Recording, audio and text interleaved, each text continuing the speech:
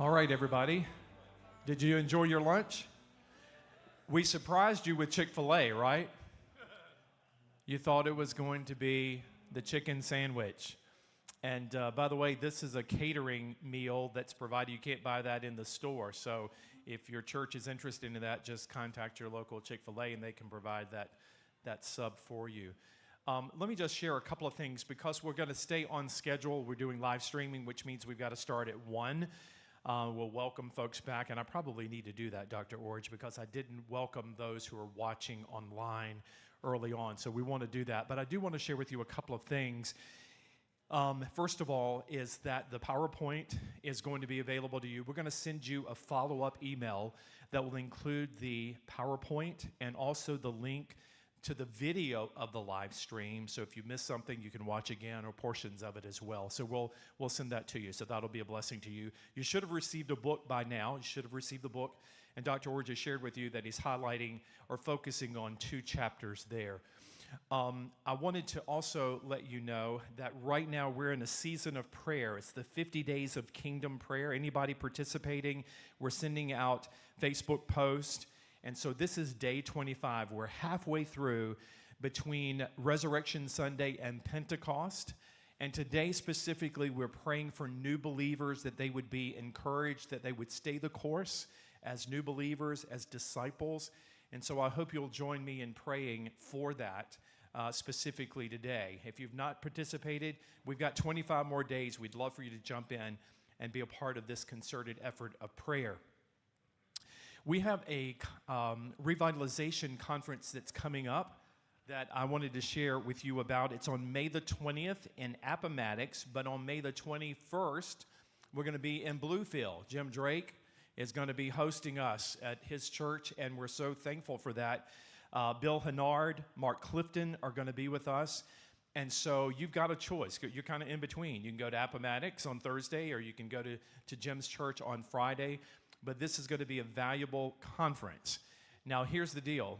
You might say, well, we're in need of revitalization, or you might want to say, I want to make sure that we don't need revitalization.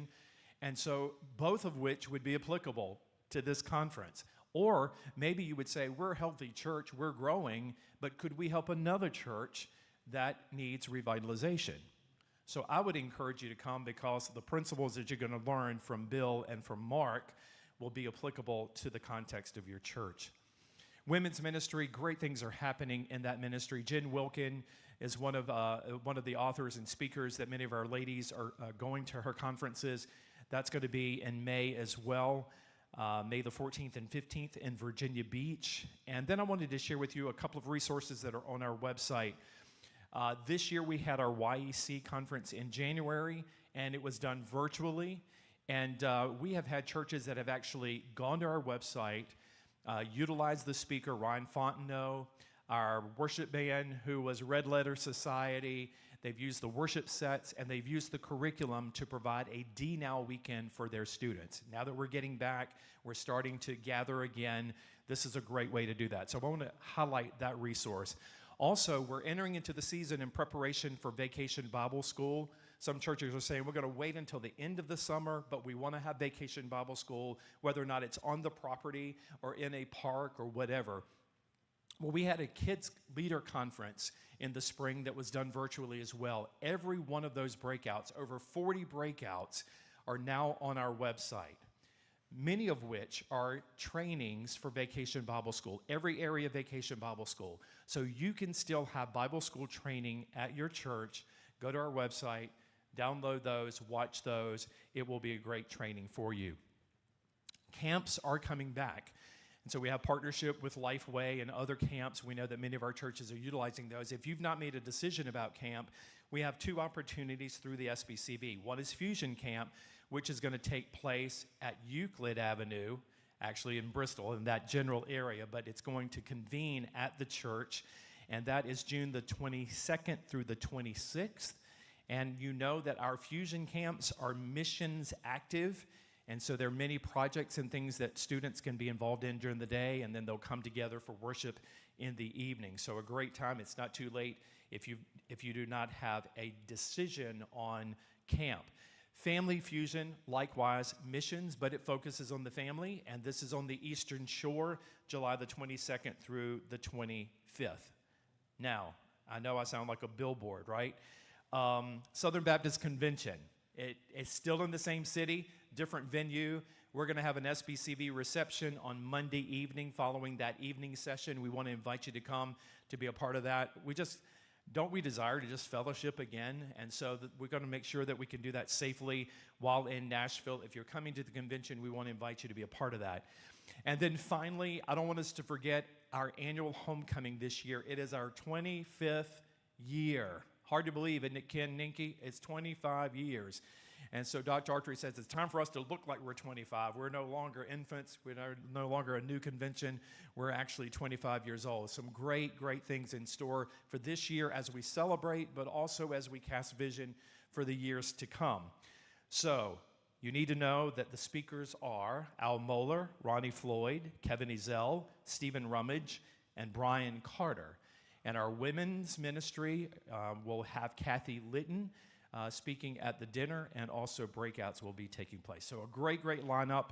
In November, we'll be at Liberty Baptist Church in Hampton. All right. Is that all the announcements? Okay. I think it's time for the offering, if the organ would play now. All right. Dr. Orridge wanted to provide an opportunity maybe for a question or two before we go live again streaming. So guys who are doing the live stream, if you'll hold on, we'll segue, we'll welcome them back, and then I'll introduce Dr. Orridge again. Yeah, we have to fill a few minutes here, about 3 to 5. So if there's a couple of questions about this morning's presentation or anything I've said about the seminary, I'd be glad to try to answer them. Quickly, yes. Okay. So in terms of, I'm in the process of planting a new church, so in regard to you thinking about major change and the length, I was trying to think through, I'd love your opinion on what's the end of that. So it's obviously not the Sunday we launch to start doing services. How far after that would you say? Right. It's hard for me to put a timetable on it, but I think I would affirm your wisdom in saying that launching was not the fulfilling. You have to reach a place of sustainability. And for me, that may be the place where you feel like that you're able to take the first break of vacation or the first step away, or other people start assuming some leadership. And in a new church plant, it's probably going to be a series of waves of getting there, not just one big arc, because it's so clearly defined in what I did, so ill-defined in a church plant. But I know that when we started our church, we felt like we had these checkpoints. We're going to open first Christmas, first Easter, first summer, and then we exhale because we made it. And so we had that kind of a sense. And so I would look for some checkpoints along the way to give you that sense of arriving to that new normal, but recognizing that in your early 3 to 5 years, it's going to be a series of those until you get to a place of stability. Another big checkpoint for us was when we were fully self-supporting financially. We were on an arc of being a mission of other people until we got to the point where about 3.5 years out, we were fully self-supporting. We felt like that was when we also reached one of those breakover points when we had stopped being, we'd finished that major change financially, and now we were in a new era of that for us. Look for those kind of checkpoints, yeah. Okay, another question? Good one. Okay. Well, I got 12:59 on the board back there, so we can take one more, or we can just get started in about 90 seconds here. So, all right, we'll go with questions. All right. The seminar. Oh, it works up here. Sorry. Yeah. Sorry, John.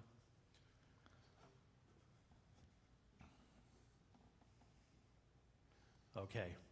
So I've gotten word that we are live streaming already. So let me just say welcome to those who are watching by way of live stream, and thank you for being here. If you were here this morning, we just want to say thank you. On behalf of the SBC of Virginia, you are participating in what is called the Leading Change Tour with Dr. Jeff Orridge. And so we're about ready to enter the second session, the afternoon session. So thanks again for joining us, and thank you for those who've chosen to join us live here at Fellowship Community. God bless you. Thank you. All right, I thank you for being back this afternoon. We're going to go at it here for about the next 45 minutes to an hour, and then finish by 2 and get you on the way. And me too. I have been on the road all but 3 days in the last 3 weeks, and I'm going home today, and I will make it home late tonight, early in the morning for you, but it'll still be late at night when I get home, and I'm looking forward to being there for a couple of days. That'll be great. Well, we're going to shift gears now this afternoon. This morning, we talked about the processes that you as a leader go through to initiate major change. Now we want to talk this afternoon about you as a leader having a responsibility to work through the transition that major change causes. So if you look here to the screen, you'll see a quote from a very popular book called Managing Transitions, Making the Most of Change by William Bridges. This is an excellent resource to help you understand the importance of transition. And here's the first sentence from his book. It's not the changes that do you in, it's the transitions.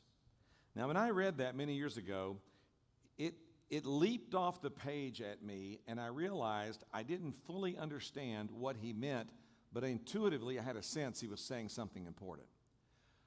So that led me to discover the difference between change and transition, which helped me understand Bridges' perspective. So what is the difference? Well, change is the new set of circumstances introduced into the organization. Change is the new set of circumstances introduced into the organization.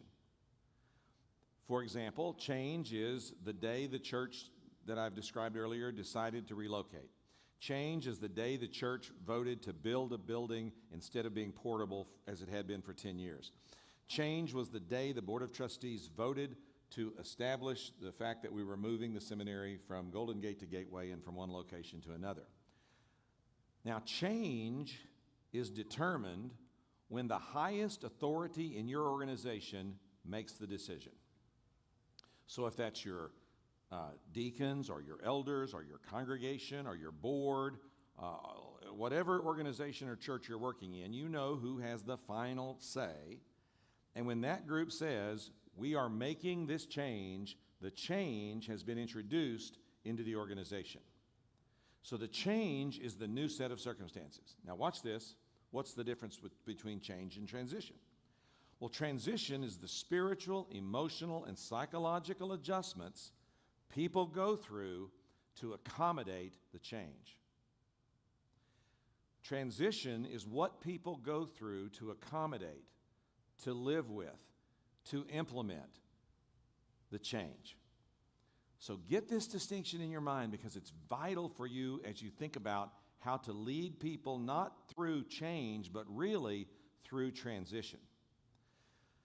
I almost titled the book that you've been given, Leading Major Transition, but the publisher said no one would know what that meant. So we stuck with Leading Major Change. But leading major change means that as a leader, you lead change up until the moment that you've introduced the change into the organization by the ultimate and highest authority making the decision. And then after that, you're in transition, leading people through the spiritual, emotional, and psychological adjustments they must make to accommodate the change. Now, what does this look like? Well, we make a common leadership mistake, and that is putting too much emphasis on change and not enough on transition. In other words, we say, well, we voted to build a building. Done. We voted to change our evangelism strategy. Done. We voted to move the seminary. Done. We put a lot of energy into change, but not so much into transition. Now, for example, at Gateway, we spent from 2010 to 2014, or from 2010 to 2012 working on trying to stay in one location. We spent from 2013 through 2014 implementing the change. But on April the 1st, 2014, when I announced that the change had been approved by our Board of Trustees and we were selling our campus and we were moving to Southern California and we were rebranding as Gateway Seminary, that was the day the change, as far as my leadership, was over. But that was also the day I initiated the transition. And then from April 2014 through 2017, I had to lead the transition. Now, how intentional were we about this? Well, you remember that leadership retreat I mentioned before lunch where I took the vice presidents away and we talked about how they had to pace themselves over that length of time? Remember that one? Well, the other thing we did at that retreat was we spent 2 days writing our transition plan. We read Bridges, that book that I've mentioned. We spent 2 days processing through it. We made a list of all the things we had to do and made assignments of all those things that had to be done. And we laid out after April 1st, well, actually building up to April 1st, we were getting ready for the transition, but starting on April 1st, going through 2017, what do we know that we have to do intentionally to manage the transition well? And that transition management plan had 113 different items on it. So our transition management plan was just as detailed and complex and challenging as the change plan was. Transition requires significant leadership, not just change. So, the common leadership mistake is putting too much emphasis on change and not enough on transition. Two things I want to say about this from our perspective as Christian leaders. First of all, Christian leaders have a spiritual motivation to manage transition well because we care about people. We care about people. We're not going to say to people, this is the change, deal with it. That's not who we are. We practice pastoral care. We care about people. We don't want to be that way. I'll give you a couple examples. When I announced the seminary is moving on April 1st, what's the first question that you think popped into every employee's mind in that room that day? Do I have a job? That was what everyone wanted to know. Well, we'll talk about this a little more in just a moment, but I couldn't really answer that question fully because you can't tell a person they have a job if you haven't had a conversation with them, if they even want the job. So we couldn't announce fully what that meant in the first speech, but we'll talk more in just a moment about what you can announce. But when I announced we're moving to Southern California and changing our name and adopting a new identity, I said to the employees, we can't know today what this means for every one of you. We won't know until we have a personal conversation with you about the implications of this for you and your family. But what I can tell you is this, you have a job now, and between now and December 31st, April to December, we will meet with every one of you one-on-one, and you will have a written agreement, a written plan of your go-forward plan in relationship to your job. And then from January 1st of next year until we move, which is the following July, another 18 months, you'll have an 18-month window to implement that plan. So we will all have a plan and know what we're going to do by the end of this year, and 18 months after that, we'll all be able to put that plan into effect. After the meeting, 2 of our employees came to see me in the next few days, and one of them said, Jeff, I kind of been through this before. I said, really? He said, I don't mean moving to seminary. He said, I came to the seminary from secular employment. He's our controller. He works in our finance area. He said, once I went to a meeting and the CEO said, we're closing our company. You have to have your desk cleaned out in 2 hours. You'll pick up your last check on your way to the parking lot. He said, another time I went to a meeting and the CEO said, we're closing our company. You have 2 weeks severance and your last day is 2 weeks from Friday. He said, you just told me that you're moving the seminary and my job may be in jeopardy. He said, I don't know that yet. But he said, my job may change or be in jeopardy. But he said, you've given me almost 2 years to figure this out. He goes, Jeff, don't let anybody tell you you're not being fair about this. He goes, I've been through this. This is awesome what you're doing. Then another guy came to me, an IT guy that worked in our IT area, and he said, same thing. Hey, Jeff, I've been through this before. I'm like, really? He goes, yeah. And he told me sort of a similar story. And he said, this is plenty of lead time for whatever's going to happen. Thank you so much for how you're handling this. Well, I did it not because I was trying to give lead time or be different than the culture or operate differently than corporate America. Why did we lay out this very detailed plan of meeting with every person individually and giving them a time frame, then giving them another time frame, and making sure that everyone got processed properly and moved to the new location or moved into retirement or moved into everybody had a time to do it. Why? Because we care about people at Gateway Seminary. Our people matter. So we had a very intentional transition plan about this. Same thing with students. I won't go into that, but we had a very clear plan about students, where they were in their degree programs, how we could get them to complete before we relocated, how we would take them with us if they didn't, how we would scholarship them. We had a very detailed strategic plan about transition for students. We care about people. So transition matters to us. We're not cold-hearted corporate leaders that say, this is what we're doing, deal with it. That's not who we are. So we manage transition well because we care about people. And second, we manage transition well because we see it as a disciple-making process, helping people learn and grow. Now, all of you who've been through a church building program, for example, know that when you go through a building program, you typically have Bible studies, prayer meetings, you go out and talk with people about, and you have testimonies about giving and about God's provision, and you do all these things because not only are you trying to get a building built, but what else are you trying to do? You're trying to grow the people. You're trying to help people understand how to have greater faith and how to trust God and how to become stronger in their belief in Him. That's right. We're trying to do all that. So when you're going through like that kind of major change, that's a pretty obvious one. There's a very intentional plan to grow people through the process. Same thing with mission trips. You take international mission trips and you take teams overseas, and quite frankly, you know that some of what they're going to do over there is, going to be pretty limited in it, what they can get done in a week and all of that. But why do you do it? Because you know if you take people overseas, it's going to force them to grow, right? They're going to have to pray and learn and trust and experience things they've never done before, and they're going to come back just overflowing with testimony about how God changed them through the process. Right? Are you in lunch coma? Right? Yeah, you get this. Well, let me tell you, just because you work at Gateway Seminary doesn't mean you still don't need disciple making. I announced we were moving. A couple of days later, a faculty member asked for an appointment. He's a younger faculty member. He's a rock star. He is on the rise, and he's awesome, okay? He's one of those guys we really wanted to go with us. He comes to my office. Mr. President, I need to talk with you. I said, okay, have a seat. I've come to tell you, I cannot move with you to Southern California. I said, okay. Why not? It's too overwhelming.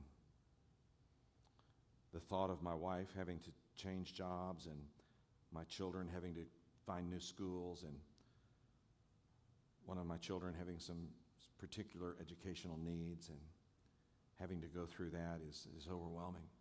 I said, okay.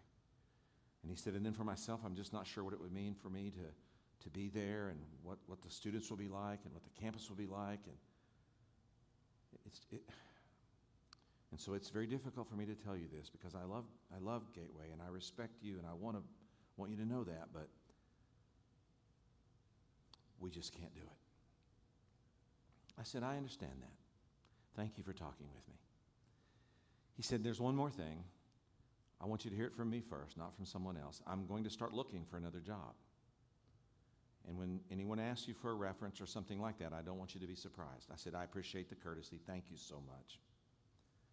I said, before you go, I wonder if I could just ask you a question. He said, oh, certainly. I said, if you apply for and get another job, and you will because you're very competent, won't you have to move somewhere else? Oh, yes, Mr. President. Won't your wife have to find a job and your kids have to find a school and you have to take the risk of going into a new setting? Yes, we will. Mm-hmm. Well, why don't you just think about it this way? If you're going to go through all that, why don't you just come on and go with us? And he said, well, I never really thought about it that way. I said, I know this is asking a lot of you. But I believe God will work in remarkable ways, and I believe if you're going to move anyway, you might as well just go with us. He's like, yes, I'm going to go home and talk to my wife about this. I'm like, you do that. Well, he goes down. Part of our transition plan was we had what we called exploration trips, where we paid for employees to go and spend 3 days in Southern California, look at the new campus, look at the new location, look at the schools, look at the housing, and then they would come back. And once a month, I had an all-hands meeting where we talked about where we were in the transition and how we were doing. And I would ask for testimony. Who needs prayer? Who's got a word? And this brother would stand up almost every time. God is at work in my life. Oh, God is at work in my family. God has provided a house. God has provided a school. God has provided a job for my wife. God is this. God is that. And I just watched him growing as a Christian right in front of my eyes, right? And he's with us still today.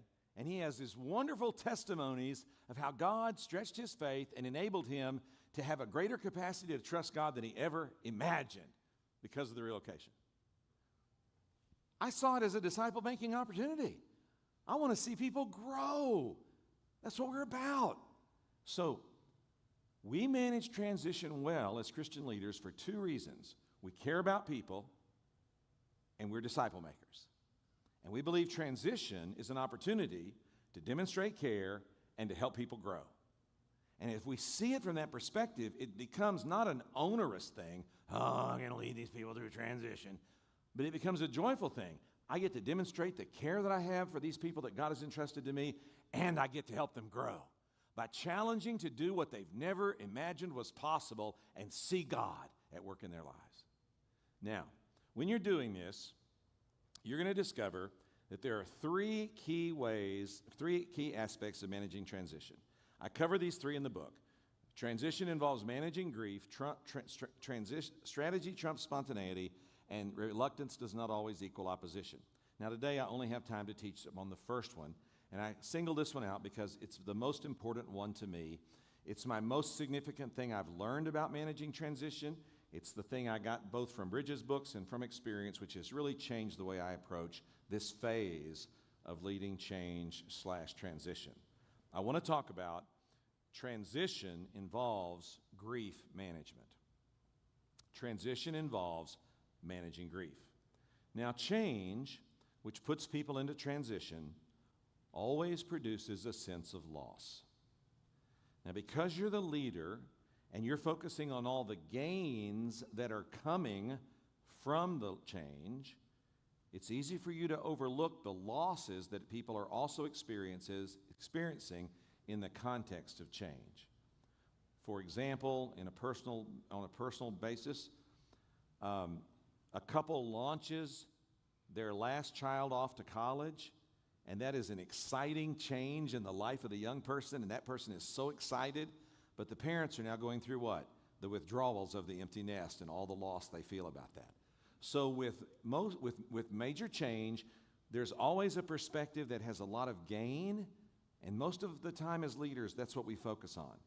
But I'm reminding you that major change brings with it a sense of loss. Someone's losing something. Now, people respond to loss by going through a grieving process. I'm going to show you what that looks like organizationally in the next few minutes. But let's put the sequence together. Change puts people into transition. Transition involves loss. Loss leads to grief, as people express this in what we call a grieving process. Now, what are some examples of spiritual loss that come from change or from transition? Here's what I mean. One of these could be something like this: the loss of ministry expertise.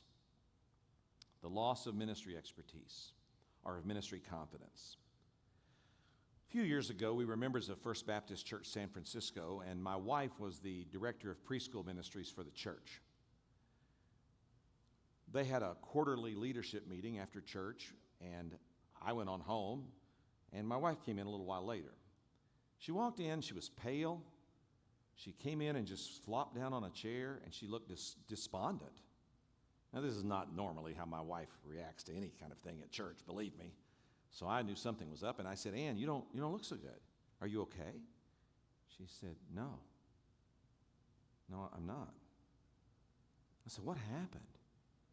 She said, "Well, we went to a quarterly leadership meeting, and Pastor Ryan came, and he said it had been 5 years since the church had made a study of its curriculum and looked at what it was teaching and why and how. And so he told us today that he's put together a task force to study the curriculum of our church and make a decision about the curriculum we're going to use going forward." Now, as a leader, I'm thinking, okay. But as a husband for now 40 years, my husband red alert buttons are going off, lights are going off.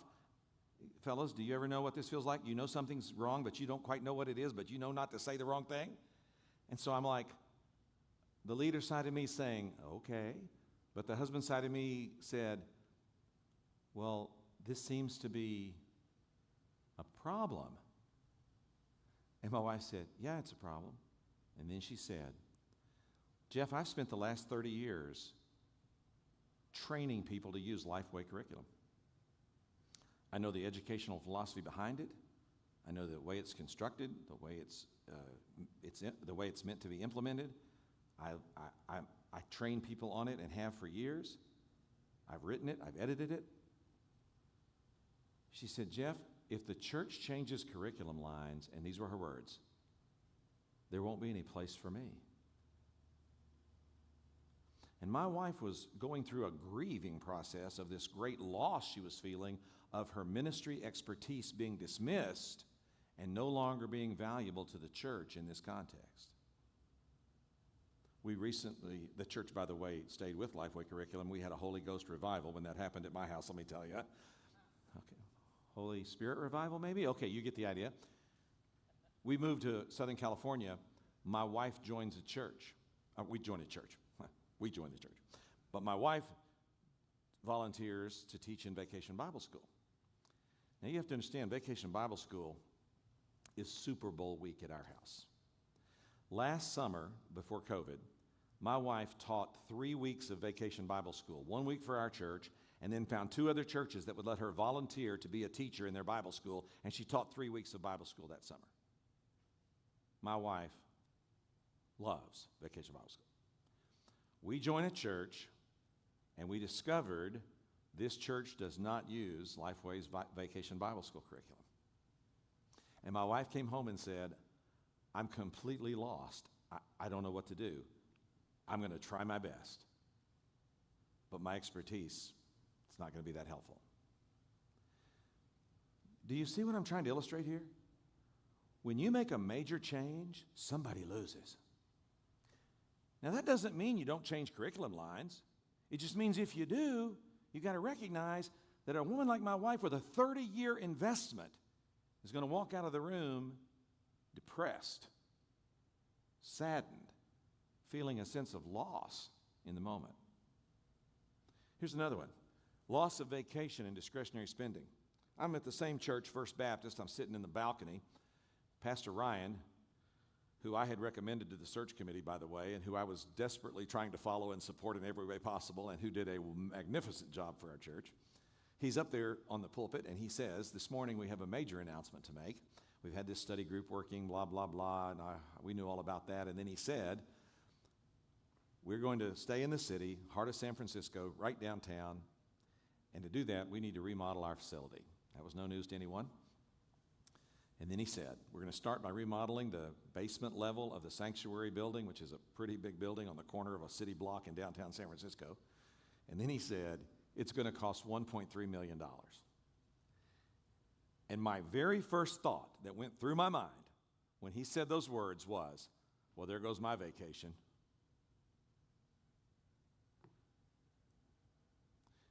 Do you understand where the money comes from to pay for things that you dream up to do in these major change situations? It comes from your church members. And where are they going to get it? Well, I know where I get it. I live on a budget, just like you. This much for car insurance, this much for groceries, this much for vacation.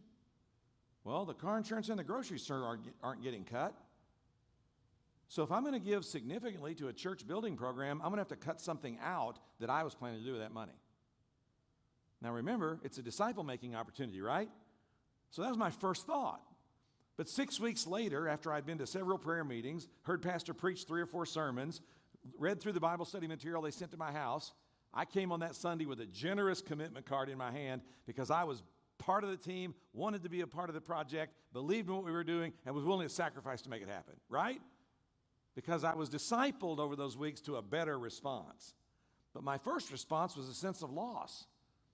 I'm going to have to give something up here. Wait a second. Here's another one. I'll skip to the last one. Loss of spiritual heritage. Okay, so remember that story I told you a little earlier about the Signal event? Ray Sisson, the piece of property, the whole thing? I get up and I announce it on Sunday. Keith tells the story. I preach the sermon. And at the end we say, we're going to vote in 3 weeks, but this is the direction we think we're going. Come to the next business meeting. And the church starts clapping, and everybody's like, yeah! And we had the final prayer, and I looked up, and Don is standing right there. He's walked up on the platform, right there. And he said, and I quote, "I can't believe you're taking my church away from me." Now, I hadn't read Bridges. I hadn't studied this subject from any perspective. I was in my late 20s and had no clue what I was doing in terms of leading major change. I was just trying day by day to make it. But God helped me that day, and I mean that sincerely. God helped me, because my normal response to someone attacking me like that in my face right after worship service, I would have turned the 16-inch guns and started blasting, you know? But instead of doing that, I said, "Don, I'm not sure what you mean, but can I come and talk to you about that?" And he said, "I don't know what there is to talk about. You're trying to take my church away from me." And I said, "Well, can I come and talk to you?" "Yeah, I guess." And he stomped out of the building. And I stood there a little bit shell-shocked and thinking, okay. So that next Tuesday night, I went over to his house. And I said, "Don, I want to talk to you about what you said on Sunday. You were really angry. And you said I was trying to take your church away from you. And I wonder if you could help me know what you mean by that." I'm practicing pastoral care, by the way. And he said, "Well, I'll tell you what. All 6 of my kids was married in that church. Every one of my grandkids got baptized in that church. You're taking my church away from me." And then it became clear. I knew his 6 kids. Not a one of them was a member of anybody's church, as far as I knew. I'd never met any of his grandkids. They weren't in our church. And I realized that this man and his wife came to church every Sunday, sat in the same place every week, and the only happy spiritual memories they have of their family were when they looked down at the front of that church and imagined what it looked like the day those kids got married, or one of those baptisms up there in that baptistry. And I was taking away his sense of spiritual legacy or spiritual heritage. Rather than attack him that night on that issue, I said, "Don, I now understand what you're saying to me. So let me tell you what I'm trying to do. I'm not trying to take your church away from you. What I'm trying to do is give a daddy in our town right now that's got 3 or 4 kids a place to come and sit down in a worship service with a seat available to him, so that 30 years from now he can say the same thing, that all his kids got married in that church and all his grandkids got baptized there. That's all I'm trying to do." Now, Don never said another word in opposition to the relocation. He also never became an advocate for it. And I'm going to talk about this at the end, and just at the end today, but he became what I call a non-adopter. He was willing to go along, but he never became an advocate. But you know what you do with non-adopters? You give them a seat on the bus and you let them ride along. Take them with you. And when the church got to the new location, he was sitting right there in the new sanctuary. Still not really all that excited about it, but glad to go along. Okay? Same thing happened at the seminary.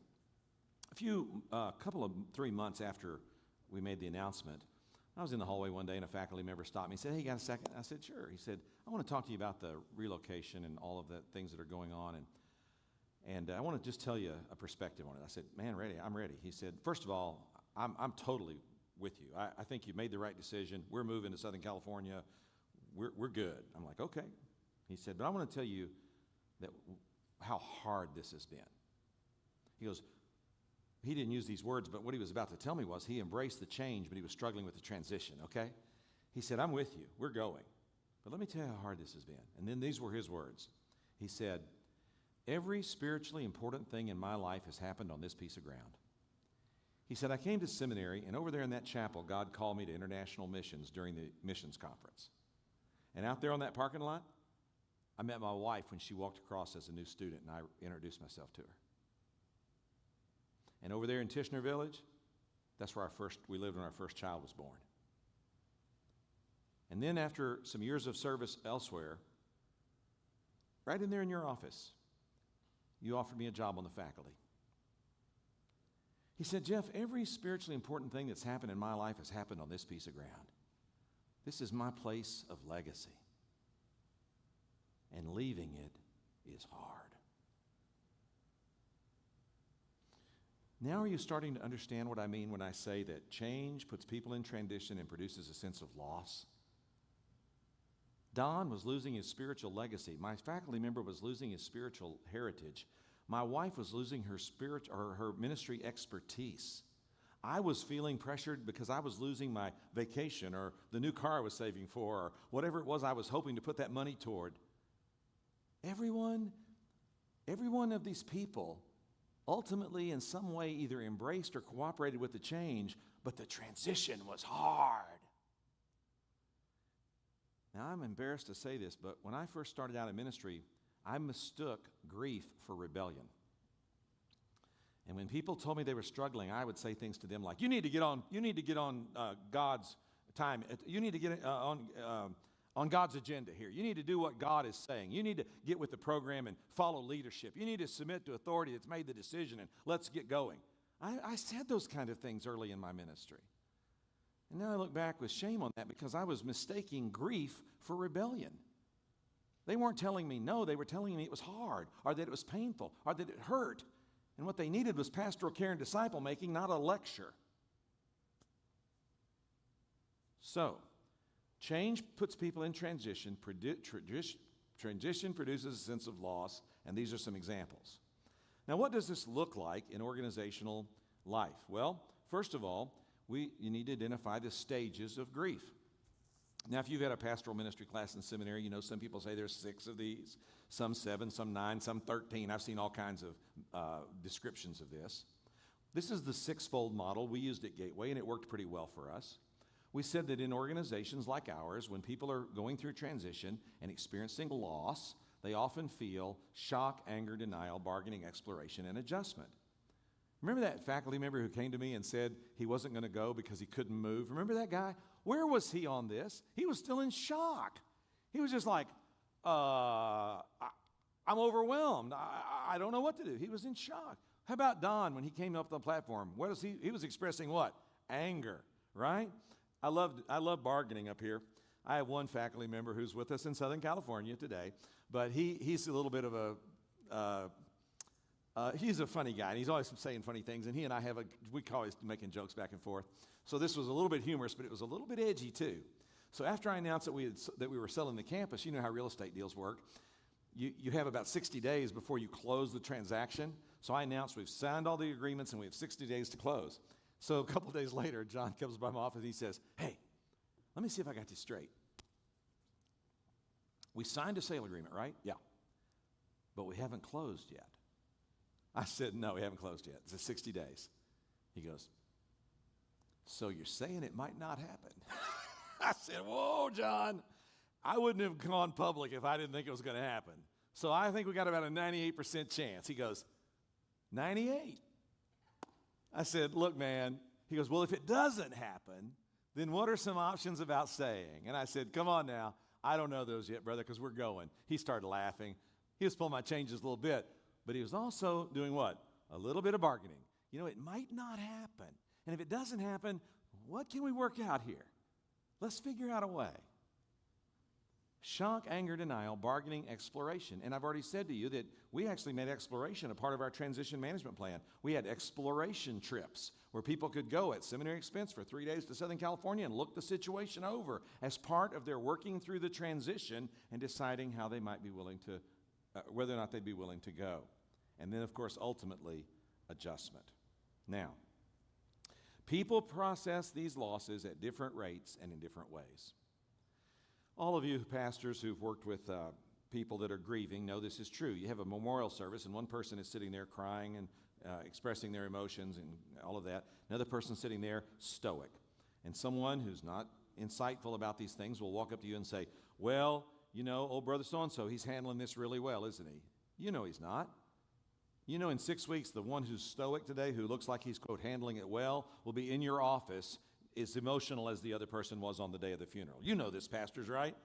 We know that people do not go through steps of grief. There are no steps of grief. There are stages or phases. People move around through these things, and they move around at different rates and in different ways. So that means when we're leading people through transition, it's not going to be a methodical step-by-step process. It's going to require the best of pastoral care and disciple making, because we're going to be diagnosing in the moment where this person is and what they need, and where this person is and what they need, and where this person is and what they need. And it is a complex process of moving people along. Now, there's enough commonality here that you can do preaching and teaching on the big themes of what people are losing and how people are processing and how transition is managed and how we assimilate or accommodate change. You can preach and teach on big themes, but the hard work requires a lot of discernment of pastoral care and disciple making in the conversations that we have with people during this process. And then people may be handling other losses simultaneously. One of the reasons that people have a real struggle with change at church and the transitions that follow is because for many people, church is the most stable place in their lives. What are some of the kinds of losses people are living through? Let's say you initiate a change and a transition in your congregation that's going to take 3 to 5 years to live through. Think of all the things that people are going to experience during that time. Spouses are going to die, parents are going to be institutionalized, children are going to leave home for college and create empty nests. People are going to lose health through cancer and other kinds of situations. People are going to lose dreams because they're going to not get the promotion they wanted, or they're not going to get the job they wanted. People that you're working with are experiencing all kinds of other losses, and those losses compound upon each other, and then they come to church and you drop another loss on them. And you wonder why they're reacting the way they are, because the loss they're experiencing at church may seem to you to be at this level, but they're reacting at this level. It's because you may not be fully understanding all they're going through. I experienced this personally. For 10 years, when we lived in the San Francisco area, I was the chaplain for the San Francisco Giants. I worked for Baseball Chapel, served the Giants 10 years, and it was a major ministry commitment for me.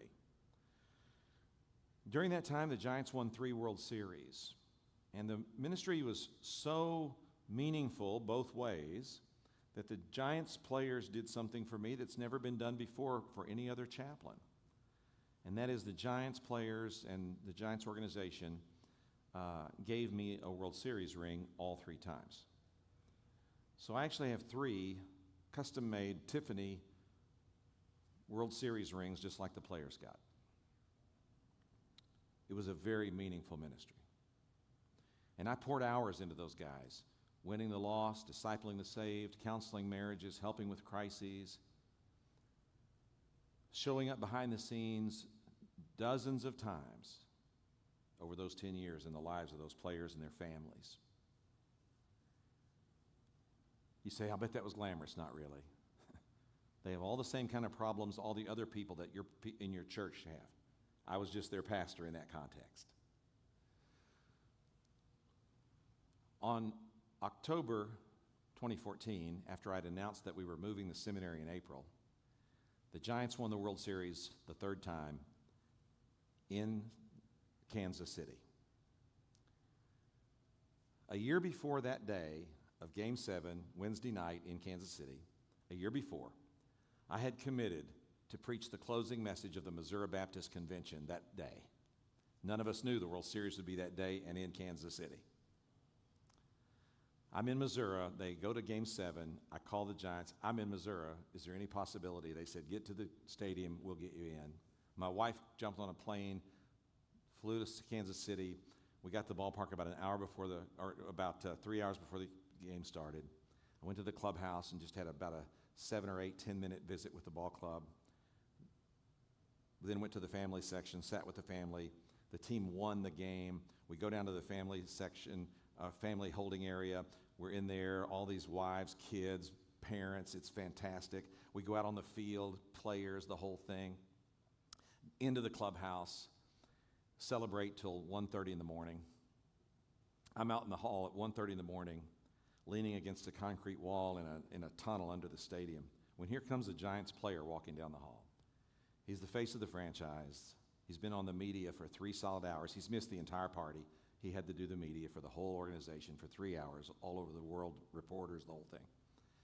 He sees me, walks over. He's a strong Christian. He walks over to me, and he falls into my arms.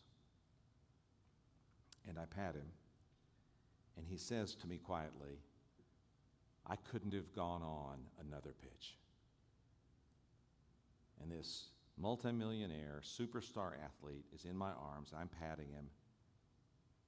And I'm thinking to myself, this is the last day I'll ever be here. Because when we sold the campus and moved to Southern California, I had to give up the Giants. That was October. It was a great loss in my life. A few weeks later, December the 6th, Saturday morning, I'm in Dallas getting ready to speak, coincidentally, at a baseball event where I'm preaching to a bunch of baseball people.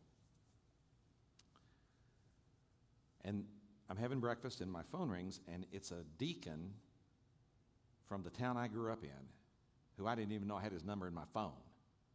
And I thought, and I answered the phone, and Ken said, "Hey, Jeff, I'm glad I still have your number, and I'm so sorry to call you, but we just found your mother dead, and we need you to come." And my mother had died of an aneurysm in the night.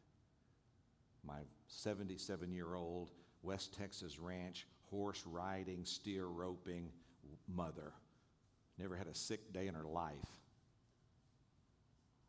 laid down and died. 2014 was what I call the year of great loss in my life. And it reminds me that when I'm dealing with people who are going through loss in our organization at Gateway, that they are also losing family members, losing dreams, losing ministry opportunities, losing health, losing kids who are going off to college. They are all experiencing loss. And what they need from me is pastoral care and discipleship to get them through transition and through loss and to a place of a new, healthier normal where they can go forward together.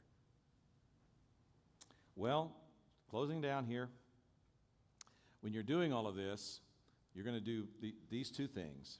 You're going to initiate disciple making, and you already know this, by teaching, preaching, challenging, and encouraging positive steps of action. You know how to make disciples. Good night. That's what we do all the time. You teach, you preach, you counsel, you coach, you encourage, you make disciples. So when people are going through transition, that's what you do. Preach, teach, counsel, consult, encourage. Let's go. But you also can practice pastoral care by doing these things. By talking with people pastorally, like I've been modeling for you here. Talking with people pastorally. Second, by sharing information about what they're going through, like I've done here today. As you read the speech in the appendix to the book, you'll see that I talk in the speech about here's what you're going to be going through, Gateway family. These stages of grief are going to become very real to us in the next few weeks. You can recognize that grieving people process information poorly, meaning that you'll have to tell people the same thing over and over again. That's why if you're moving through major change, you may preach what sounds like the same sermon 4 or 5 times because people are just slow to get it. They're processing information poorly. Come on, pastors, you know what I mean. Here's an example. You're a pastor and one of your deacons dies. You go out to the house, you sit down with the widow, and you say, we need to start planning a service now, and I need to know, did Brother Bob say anything about pallbearers? Yes, Pastor, he did. I think he wrote them in the Bible. So she goes and finds his Bible. Oh, yes, they're right here. He knew he was getting weak, and he knew it was near the end, and he wrote these names of these men from the church. That's who he'd like to have as pallbearers. You take the Bible and you say, you don't need to think another thing about it. I'll take care of it. You finish talking with this woman, praying with her, and then it's a Baptist church, so there's several other people at the house. They brought the food, the whole thing. So you go in the kitchen, you get yourself a ham sandwich, right? You're in there talking to a couple other deacons' wives. A couple other deacons are on the front porch talking. It's just normal Baptist church life. And you're in there eating your ham sandwich, talking to these ladies, and then about 15 minutes later, here comes the widow into the kitchen. And she says, oh, Pastor, I'm so glad I caught you. I'm so glad you're still here. Okay. We need to talk about pallbearers. Okay. Brother Bob wrote them in his Bible, and if I could find that Bible, I'd show it to you. Well, wait a minute now. I've got it right here. You gave it to me. Oh, that's right, I did. Okay, you've got it then. Thank you. Now, Pastor, in that moment, what do you say? What's wrong with you, old woman? Can't you remember anything? You don't say that. Why? Because you know that grieving people process information poorly, right? They don't remember what they've told you. They don't remember what you told them. You have to go over it and over it and over it. Same thing's happening. I must have gone over that speech. In fact, we knew grieving information process people poorly. So before I made the April 1 speech, the Friday before, we had a videographer sign a confidentiality agreement, and I actually made a video of a shortened version of the speech, and we produced a written version of it. And I said the day I made the speech, there's a video coming to you by email and a printed copy of this coming to you so that you can read it, take it home and show it to your family, and think through it over the next few days. Because I knew they wouldn't remember what I said in the meeting. So I gave it to them in writing and in video so they could go over it and over it and over it until they finally understood what we were doing. That's because I knew grieving people process information poorly. Some of them didn't hear one word after I said we've sold the campus. They just glazed over like, he's done what? Can I just tell you a couple more funny things about that? Come on now, it's getting late in the afternoon. You got to laugh a little bit here. Thank you for laughing. Okay, so after we moved to Southern California, I called an all-employee meeting, and I said, this is pretty rare for me, but it's all-employee meeting this day, this time, and I got an immediate email from somebody on the staff team that said, "Have you sold something else?" And so from the moment that I said we'd sold it the first time, some of them glazed over, and now it's like a nervous tick. When the president says, "I need to meet with everyone," they're like, "Oh no, he sold something. He must have sold something." It's pretty funny, actually. All right. And then the last thing on here is to create dialogue opportunities. Now, creating dialogue opportunities. What are these? This is for times for people to talk about the transition. Now, this is very important distinction. I'm in the hallway again at Gateway, and Shane, who's our director of student services, been with us for a number of years, he stops me in the hall. He said, "Hey, Dr. Orge, I've been watching you lead us through this transition." I'm like, "Okay." He said, "I'm watching you because I'm going through it, but I'm also learning because I'm trying to learn how to do it better as a church leader." And I said, "Great." He goes, "So I've got a question for you because you've done something no one else has ever done that I've ever experienced." I said, "Okay, what?" He said, "You've told us, not only told us, you've actually organized it, that we can get together and talk about the transition." I said, "Right." He goes, "I've never had anybody do that before." He said, "Normally when a church that I've been in goes through a major change, they say if you're talking about the change in a negative way, you're gossiping, murmuring, backbiting, or undermining, and they just tell you don't do it, and they stop it. But you've said that you want us to get together and talk about it." I said, "All right, Shane, listen close, and all of you too. Listen close. I've never organized a meeting to talk about the change. That would be backbiting, murmuring, gossiping, and undermining. The Board of Trustees voted. It's over. We will not allow employees to get together in small groups and talk about the fact they don't like what the board did. That's unacceptable. However, while I have not facilitated talking about the change, you are exactly right. I have regularly called you together and put you in small groups and said, talk about how you're struggling through some of these issues in your family. How are your kids responding to the fact that we're all moving? How's your wife doing in her search for a new job? How's your husband responding to the fact that he's going to be having to go with his wife to this new position in Southern California? What's this look like in your family financially? What's the seminary doing that's helping? What are we doing that's not helping? Where are we missing it? What can we do better? And we would get in small groups around tables just like this and have a sandwich and then spend an hour talking. We did that several times over those months of transition because I wanted people to have an opportunity to have dialogue and process what they were living through. Never allow debate about the change. It's over. The new set of circumstances have been introduced. The decision's been made. We're going. But the transition, allow a lot of talk about that because people need to process their losses and find in the fellowship of their in your case, members, in my case, employees and students, they need to find in that fellowship the strength to band together and go on. Last thing, then we're out. Another part of this managing grief well is what I call creating parameters. Create parameters for followers to understand and interpret the change, to minimize anxiety, but establish them carefully because you have to deliver on what you promise. Now watch this. Parameters are like parentheses, okay? So parameters are parentheses you put around the change to give people confidence about the change management and also to remove anxiety about what the change may do to them or their church, or in my case, the seminary. Here's a couple of illustrations. When we were in the first church and we had the land offered to us and we bought it, and we had almost all the money to do that, that was easy. This was back in the late 80s, early 90s. It was going to take about $800,000 to $900,000 to build the buildings to move to the new location. And that was a lot of money for a church that had a budget of about $300,000. So what was the anxiety level in the church about this? It was pretty high because I was a younger pastor. The church had been growing. We had some strength. But this was a blue-collar working man's church, and they were concerned about going into massive debt. So immediately, it was, yes, God has given us the land, but now we're anxious because we don't want to obligate for a building we can't afford. And so, some of us, me, some others, we agreed and brought forward this proposal to the leadership of the church. Let's adopt a church commitment that we will save half the money before we start the project.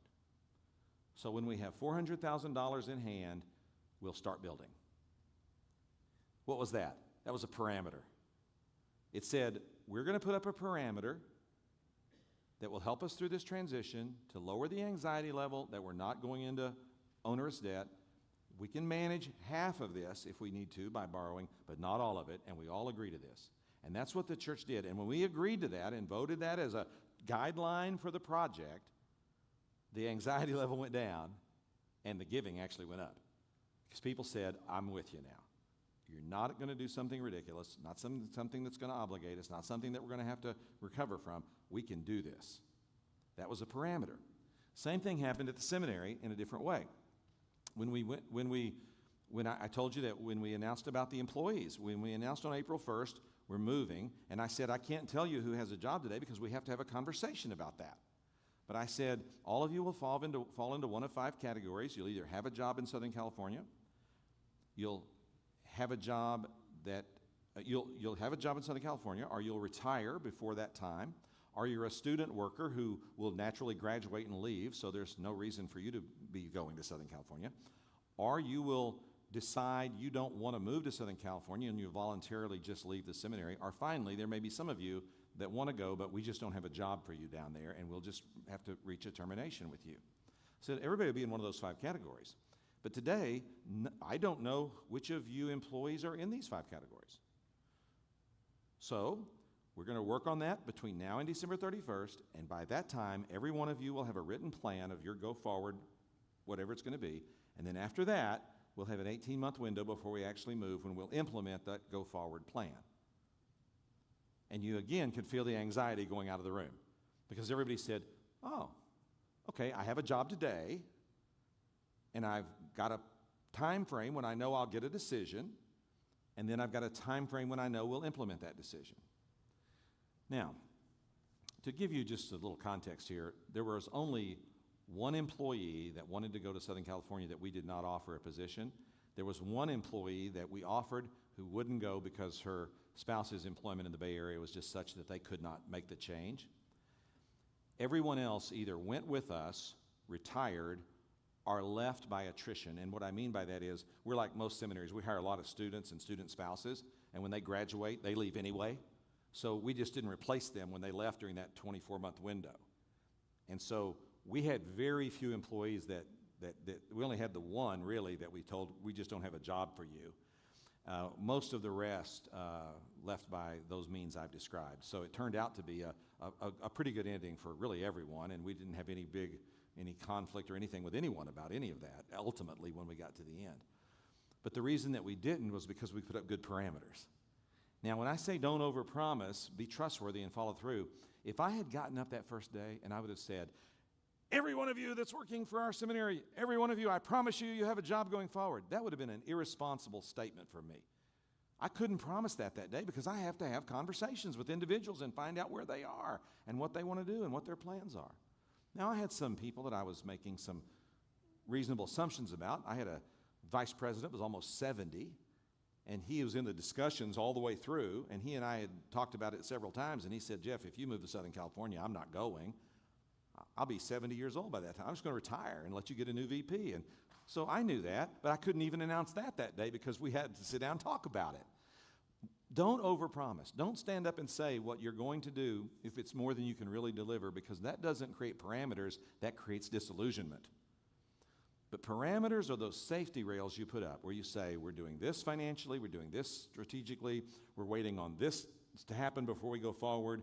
Those kind of parameters give people a sense that, yes, the change is going to happen. Nobody's discussing or debating that, but the transition can be longer or shorter based on some of these factors, and that lowers my anxiety in putting it into place. All right? Okay. Well, thank you for listening. I have gone really fast, and I know that. I taught you about 50 pages of a 225-page book today, so there's a lot more that we didn't talk about that you can read and meditate on, think through, and put into practice. There's not any one of us in this room that doesn't believe the church needs major change today. We all know we do. But we don't need it every day. We don't need it every week. We need it every season. So every 3 to 5 years, there's going to be those big things that you need to change. Have the courage to do so. And when you get in the middle of that, get ready for the great adventure of your life, because God is going to move. And that's really the best part of it. The seminary moved, new locations, new name, so many new things. But the best things about the whole story are just the stories of how God worked through individuals and families in our school and what that meant for us. And you'll have the same stories to tell when you lead through major change. So thank you for letting me come to Virginia, and I'll give it back to Steve. Okay. Thank you, brother. Show your appreciation for Dr. Orge. We just want him to come back and come back and come back. I mean, there's more chapters to this book. There are other books that he's written that's applicable to ministry, and we would love for him to come back and be a part of this leadership, really, development and training. So thank you so very much for being here. We appreciate it so much. I was really considering going to Gateway, but since you don't have a gym, I don't know. I can tell. You can tell. It would be a big problem for me, absolutely. Yeah, I'd like to shoot some hoops, absolutely. You guys good? Everything go well? Got some good pointers to take back? Difference between change and transition. Great. All right, let's stand. Can we do that? Jim Drake, we're coming to your church next, I do believe, right? Revitalization. Would you be willing to come here and take this microphone and lead us in a benediction, my friend? Safe travels. Again, thanks for being here. And you'll be receiving an email with the link for the PowerPoint, as well as the link to the recording of this session as well. Brother Jim, thank you. Let's pray. Oh, Father, we thank you so much for this day that you've given us. Father, we thank you for Dr. Orge and for his leadership. And, Father, just the evidence of your hand on his life and on the life of that seminary. Father, I ask that each of us would be able to just glean from the wisdom that he's given us today. And Father, what we want is we want Christ to be exalted. Yes. Father, we want his name to be lifted up. And Father, we know that you desire to use our churches, that you desire to use the believers that gather in our churches. And Father, we want to shepherd them well. So Father, may we take these tools, Father, may your Spirit apply them in our lives and in the mission fields that you've entrusted us to. Now, Father, guard us and guide us and give us safe travels on the way out of here. And help us to exalt Christ. For it's in his name we pray. Amen.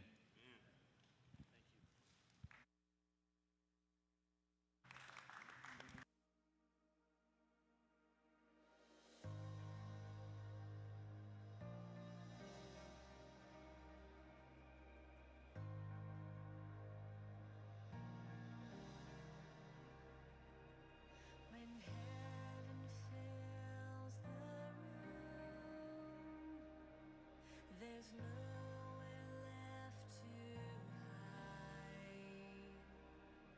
undone by perfect love, as shame and grace collide, our sin is overcome in mercy's mystery. We stand